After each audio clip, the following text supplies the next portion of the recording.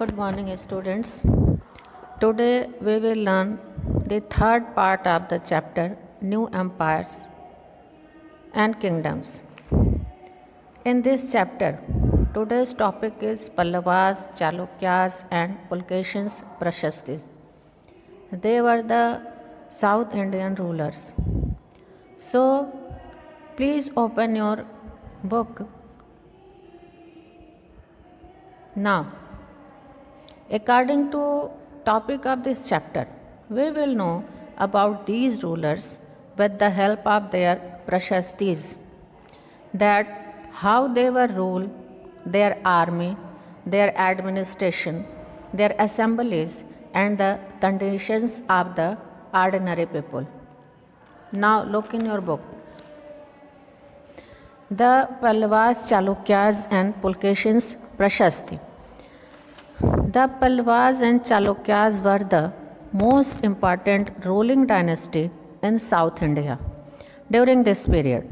The kingdom of the Pallavas spread from the region around their capital, Kanchipuram, to the Kaveri Delta, while that of the Chalukyas was centered around the Raichur Doab between the rivers Krishna and Tungabhadra. In 1400 years ago, Chalukya and Pallava dynasty were the most powerful ruling dynasty of Dakshinapat, means southern India. Pallava's capital was Kanchipuram and Chalukya's capital was Aihole. The Pallava and Chalukyas were the most important ruling dynasty in the South India during this period. This period means 1400 years ago. यानी 1400 साल पहले पल्लव और Chalukya dynasty के यानी वंश के जो राजा थे साउथ इंडिया के, वो बहुत ही महत्वपूर्ण राजा थे साउथ इंडिया के, दक्षिण भारत के. उनका kingdom the kingdom of Pallavas, Pallava का किंगडम स्प्रेड फ्रॉम फैला हुआ था द रीजन, उस क्षेत्र से अराउंड देयर कैपिटल, उनके आसपास का जो क्षेत्र था वो कांचीपुरम था, और वो कावेरी डेल्टा यानी कावेरी का जो डेल्टा था, कावेरी डेल्टा यानी जो वैली थी, कावेरी वैली थी, वहाँ पर उनका राज्य फैला हुआ था. वाइल दैट ऑफ चालुक्यास, जबकि चालुक्यों की dynasty was centred around the Raichur Doab, वो किसके किसके बीच था? कृष्णा और तुंगभद्रा नदी के बीच रायचूर जगह थी, रायचूर दोआब यानी रायचूर वैली थी, जहाँ पर कि उनका कैपिटल किसका, चालुक्यास का कैपिटल जो है वो फैला हुआ था.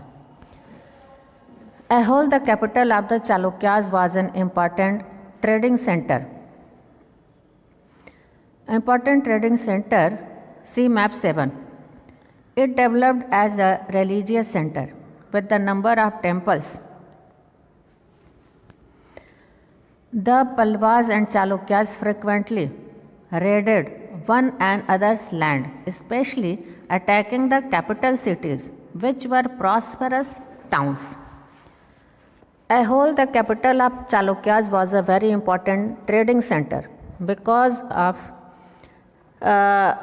trading center, it became a religious center also, and many temples were built here. ये कहते हैं कि अहोल का, चालुक्यों का जो कैपिटल अहोल था, वो एक बहुत ही महत्वपूर्ण ट्रेडिंग सेंटर था, और ट्रेडिंग सेंटर होने की वजह से वो एक बहुत ही रिलीजियस सेंटर भी बन गया था. ठीक है. और पल्लव और जो चालुक्य थे, ठीक है, वो हमेशा एक दूसरे पर आक्रमण करते रहते थे. पल्लवाज एंड चालुक्यास फ्रिक्वेंटली यानी लगातार एक दूसरे पर रेडेड, आक्रमण करते रहते थे. रेड डालना यानी आक्रमण करते रहते थे. अनदर्स लैंड, एक दूसरे के भूभाग पर, जमीन पर. Specially attacking the capital cities, वो उनके कैपिटल सिटी पर अटैक करते थे. कैपिटल सिटी पर अटैक करेंगे तो इसके माने पूरा जो राज्य रहेगा वो उनके कंट्रोल में आ जाएगा. ठीक है. जैसे हमारा भारत देश है, अगर हमारे दिल्ली पर कोई आक्रमण किया तो जाहिर सी बात है पूरा भारत उसके कंट्रोल में आ जाएगा. इसलिए ये राजा जो थे, दोनों राजा अहोल और ये चालुक्य और पल्लव, एक दूसरे के कैपिटल सिटी पर आक्रमण करते थे ताकि उनका पूरा जो राज्य है वो उनके अंडर में आ जाए. विच वर प्रॉस्परस, क्यों? क्योंकि वो बहुत ही प्रॉस्परस यानी बहुत ही फले फूले, यानी वहाँ पे बहुत रिच टाउन्स वो होते थे, इसलिए वहाँ पर आक्रमण करते थे. The best known Chalukya's ruler was Pulkeshin II. We know about him from a Prashasti composed by his court poet Ravi Kirti. This tells us about his ancestors who are traced back through 4 generations from father to son. Pulkeshin evidently got the kingdom from his uncle. Pulkeshin II was the most famous ruler of Chalukya's dynasty. We know about him with the help of his Prashasti written by Ravi Kirti. Ravi Kirti was his court poet. The best known Chalukya यानी सबसे मशहूर, सबसे ही ज़्यादा renowned राजा जो था Chalukya dynasty का, यानी चालुक्य वंश का सबसे प्रसिद्ध जो राजा था वो पुलकेशिन द्वितीय था। हम उसके बारे में कैसे जानते हैं? वी नो अबाउट हिम, हम उसके बारे में जानते हैं फ्रॉम अ प्रशस्ति, एक प्रशस्ति के माध्यम से, composed by his court poet Ravi Kirti, जो कि उसके कोर्ट पोएट यानी दरबारी कवि रवि कीर्ति के द्वारा कंपोज यानी लिखा गया है। दिस टेल्स अस, ये हमसे कहते हैं अबाउट हिज एंसेस्टर्स, उसके पूर्वजों के बारे में। एंसेस्टर माने पूर्वज। What is the meaning of ancestor? Ancestors means पूर्वज, ठीक है। उनके पूर्वजों के बारे में हमसे कहते हैं who are traced back through 4 generations. इस के माध्यम से, इस प्रशस्ति के माध्यम के से ट्रेस्ड बैक यानी हम उनको वो कर सकते हैं, पढ़ सकते हैं। इस प्रशस्ति के माध्यम से हमको ट्रेस्ड बैक यानी उनको हम ट्रेस कर सकते हैं, उनका पीछा कर सकते हैं। कैसे? 4 जनरेशन तक हम उनका जान सकते हैं, फ्रॉम फादर टू सन यानी पिता के बाद बेटा, बेटा के बाद फिर उसका बेटा, इस तरीके से। Pulakeshin evidently got the kingdom from his uncle. Pulakeshin ने evidently, what is the meaning of evidently? Means accidentally. Pulakeshin ने एक्सीडेंटली अपने अंकल से गद्दी प्राप्त की थी, किंगडम यानी राज्य को प्राप्त किया था। According to Ravi Kirti, he led expedition along both the west and the east coast. Besides, he checked the advance of Harsh. There is an interesting play of words in the poem. Harsh means happiness. The poet says that after his defeat, Harsh was no longer Harsh. Pulkeshin also attacked the Pallava king who took shelter behind the walls of Kanchipuram. Ravi Kirti, according to Ravi Kirti says that Pulkeshin explored his kingdom west to east and also defeated Harshvardhan. Next, he attacked on Kanchipuram, the kingdom of Pallavas. ठीक है,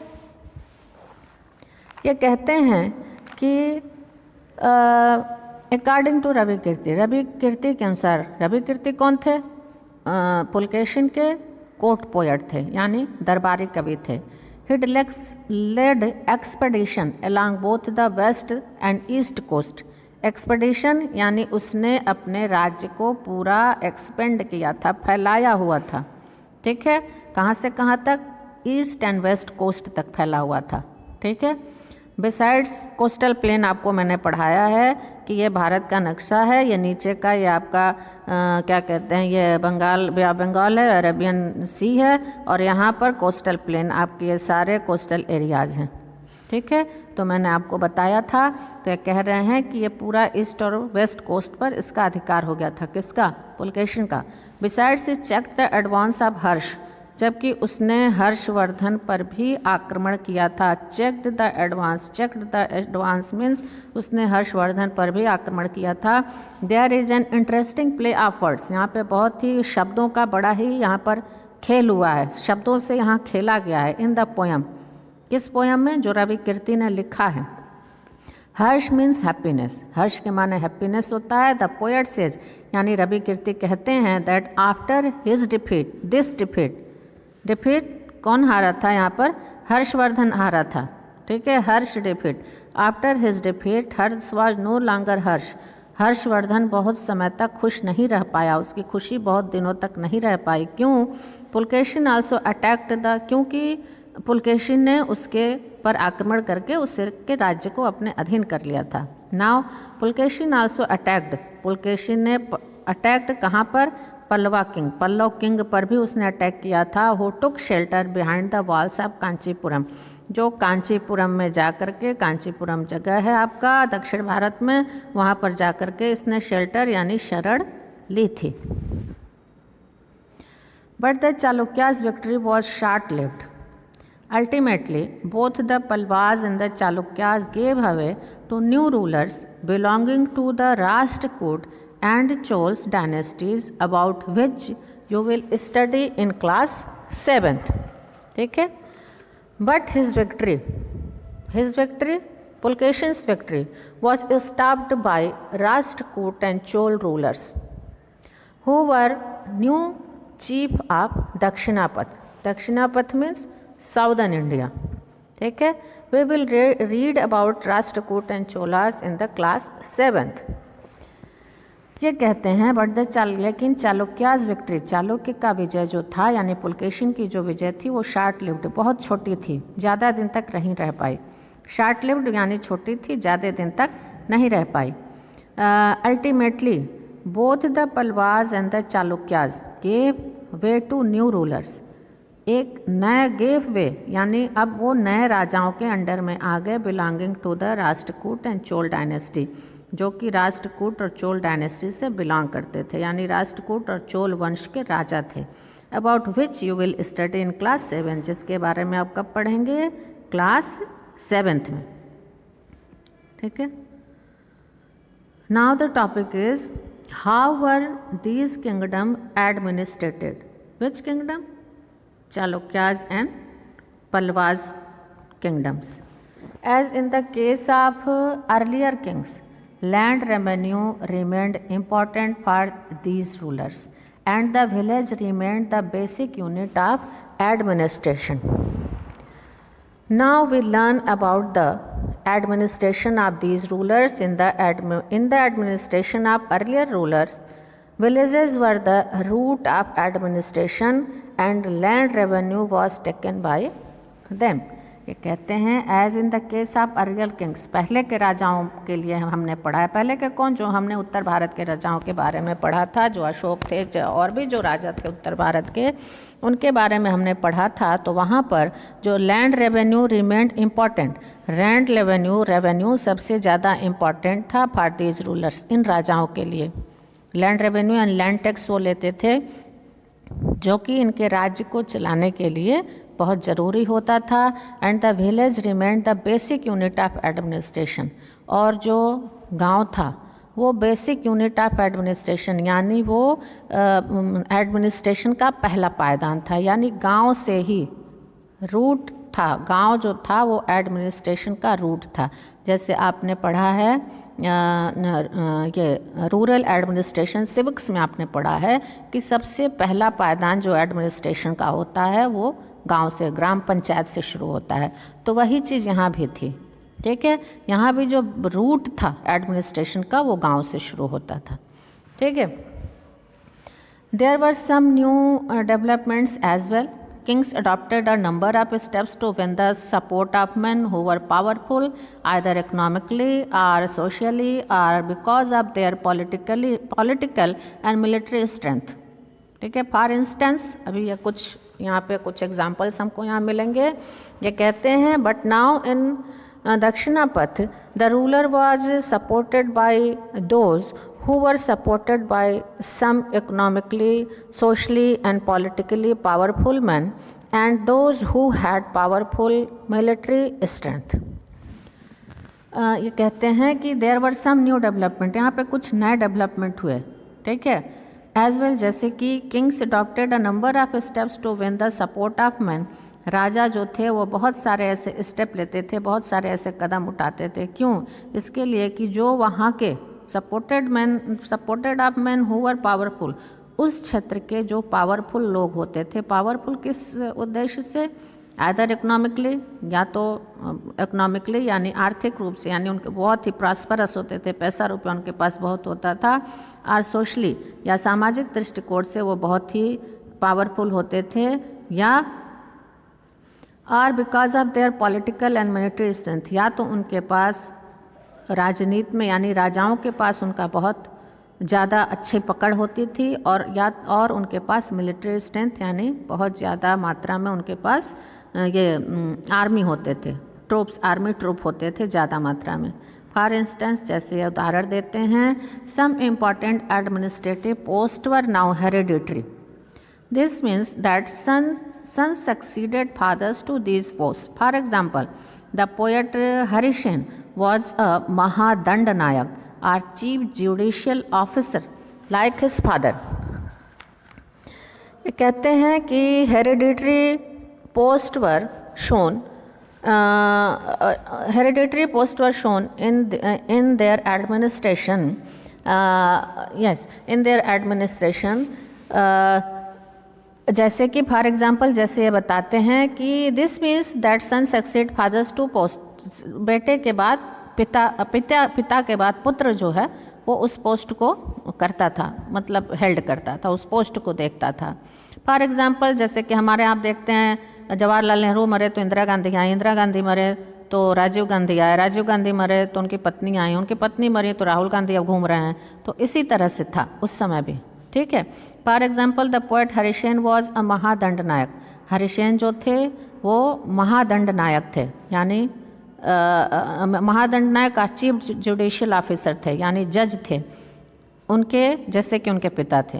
हरिसेन के पिता भी chief judicial officer, यानी कि chief judicial officer, judicial माने जो court में देखते थे, जो जज थे, जो फैसला करते थे, ठीक है। उसी तरह से जो हरिसेन थे, यानी हरिसेन कौन, जो उनके कवि थे, किसके, पुलकेशिन के दरबारी कवि थे, नहीं पुलकेशिन के नहीं थे, हर्ष के दरबारी कवि थे ये। तो इन्होंने क्या किया था कि अपने पिता के बाद इस पद को संभाला था, यानी इसके मतलब कहने का ये हुआ कि hereditary post were shown in their administration. Sometimes one person held many offices. For instance, besides being a Mahadandanayak, Harishen was a Kumar Amate, meaning an important minister, and a Sandhi Vigrahak, meaning a minister of war and peace. Sometimes one person dealt many post, just as Harishen was a Kumar Amate and a Sandhi Vigrahak also. कहते हैं कि एक व्यक्ति जो था वो एक से ज़्यादा पोस्ट को भी धारण करता था, एक से ज़्यादा पद को भी वो देखता था। जैसे कि हरिसेन जो थे वो महादंड नायक भी थे और इसके साथ साथ वो एक संधि विग्राहक भी थे, यानी वार एंड पीस मिनिस्टर थे, ठीक है। इसके भी यानी वो 2 पद देखते थे। Besides, important men probably had a say in local administration. These included the Nagara Shreshthi or chief banker or merchant of the city, the Sarthvaha or leader of the merchant caravans. Sometimes renowned local men were says as Nagar Shreshthi or Sarthvahan, Sarthvaha Prathama or Kulika etc. ठीक है। ये कहते हैं कि जो kulika the prathama kulika are the chief craftsman and the head of the kayastha are scribes. Sometimes renowned local men were such as nagara shreshthi, sarthavaha, prathama kulika etcetera, but less or more these powerful men were set up an independent kingdom. कहते हैं कि besides important man probably, important व्यक्ति के अलावा जो local administration था वो नगर श्रेष्ठी, वो लोकल लोग भी उसको चलाते थे, जबकि नगर श्रेष्ठी था। नगर श्रेष्ठी यानी कि जो व्यापारी वर्ग का सबसे मुख्य व्यक्ति होता था उसको नगर श्रेष्ठी कहते थे। वो बैंकर का, यानी वो लोन भी देता था लोगों को, शहर के लोगों को, और ये सारा ये अपने उस एरिया का ये सारा चीज़ वो देखता था, यानी लेन देन, पैसे रुपए का हिसाब किताब। इसके अलावा द सार्थवाहा और लीडर ऑफ द मर्चेंट कारवां। कारवां आपको बताए थे कि कारवां क्या होता है, जब बहुत सारे एक ही परिवार के बहुत सारे लोग आपस में, रिश्तेदार वगैरह सब मिल करके और ट्रेड करते हैं या हाँ, ट्रेड करते हैं, अपने सामान को यहाँ से वहाँ ले जाते हैं झुंड में, उनको हम कारवां कहते हैं। इसके बारे में हम आपको डिटेल में बता चुके हैं, ठीक है। तो ये जो था सार्थवाहा या or leader of the merchant caravan, उनको सार्थवाहा कहते थे। इसके अलावा the prathama kulika are the chief craftsman, जो क्राफ्ट्समैन होते थे उनका जो लीडर होता था उसको प्रथमा कुलिका कहते थे। और स्क्राइबर यानी जो लोग कुछ लिखने पढ़ने का काम करते थे उसका जो ग्रुप होता था वो उसको कायस्थ, उसका जो लीडर हेड होता था उसको हम कायस्थ कहते थे, ठीक है। स्क्राइब्स माने लिखने पढ़ने का काम जो करते थे उनको हम कायस्थ कहते थे। These policies were reasonably effective, but sooner or later, some of these powerful men grew strong enough to set up an independent kingdom. सब हुआ क्या कि these policies were reasonably effective, ये जो पॉलिसी थी ये बहुत ही इफेक्टिव थी, ठीक है। लेकिन जल्दी ही सूनर और लेटर, जल्दी या बाद में, धीरे धीरे क्या हुआ कि ये जो पावरफुल लोग थे, ग्रू स्ट्रांग, ये बहुत ज़्यादा मजबूत हो गए और उन्होंने एक इंडिपेंडेंट किंगडम की स्थापना करनी शुरू कर दी। धीरे धीरे ये जब बहुत ज़्यादा ये मजबूत हो गए तो इन्होंने क्या किया कि अपने धीरे धीरे एक नए किंगडम की स्थापना करनी इन्होंने शुरू कर दी, ठीक है। Now the topic is a new kind of army. Like earlier rulers, some of these kings maintained a well-organized army with elephants, chariots, cavalry, and foot soldiers. Besides, there were military leaders who provided the king with troops whenever he needed them. They were not paid. Whenever they needed them, they were not paid.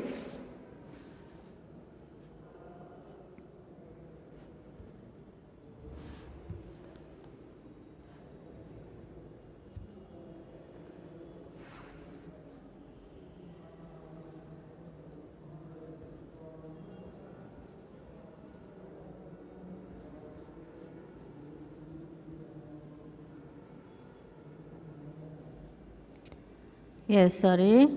Like earlier rulers, some of these kingdoms maintained a well-organized army with elephants, chariots, cavalry, and foot soldiers. Besides there were military leaders who provided the king with troops whenever he needed them. They organized a new kind of army with elephant, chariot, cavalry, foot soldiers, etc. Some military leaders provided army troops to the kings whenever they needed. They were not paid regular salaries, and instead some of them received grant of land. They received a grant of lands from the kings, these troops of army. They collected revenue from the land and used this to maintain soldiers and horses and provided equipment for warfare. What is the meaning of equipment? Equipment means जो भी वार के लिए जो भी चीज़ें ज़रूरी होती थी, जैसे कि हमारा जो भी हमारे ये जैसे तलवार हो गया, सोड हो गया आपका, ये सारी चीज़ें, ठीक है। तो ये जो भी वार में जिस भी इसकी ज़रूरत होती है, हथियार की ज़रूरत होती है, उनको हम इक्विपमेंट कहते हैं, वार के लिए equipment. These men were known as samantas. whenever the ruler was weak, Samantas tried to become independent. From these lands, they collected revenue and maintained their army. They were known as Samanta. Sometimes these Samantas become independent.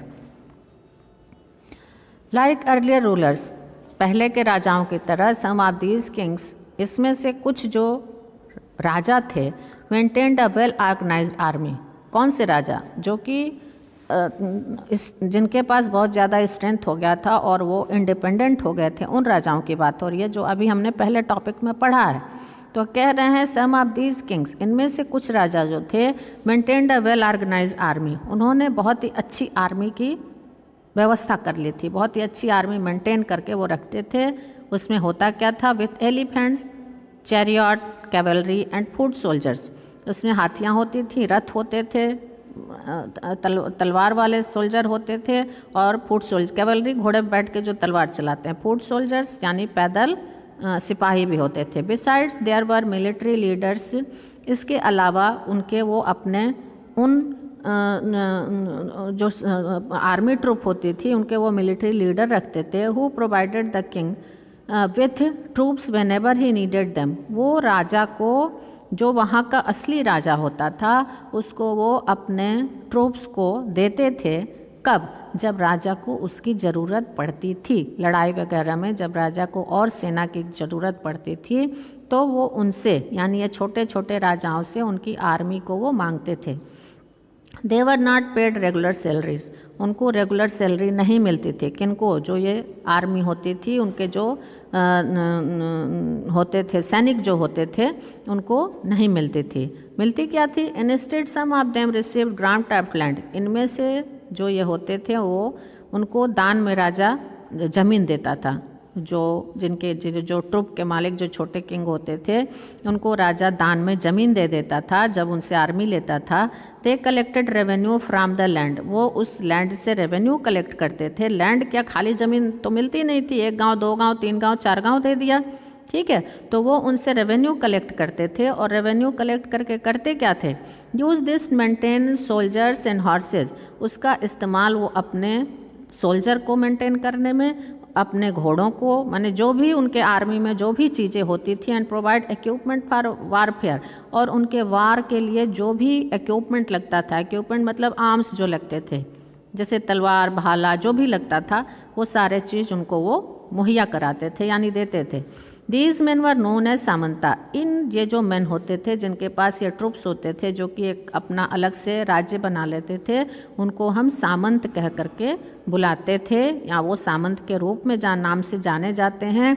When ever the ruler was weak, जब भी राजा कमज़ोर पड़ जाता था, ठीक है, samanta tries to become independent, तो सामंत जो होते थे वो इंडिपेंडेंट हो जाते थे, यानी राजा के अधीनता स्वीकार करने से मना कर देते थे और स्वयं को वहाँ का राजा घोषित कर देते थे, ठीक है।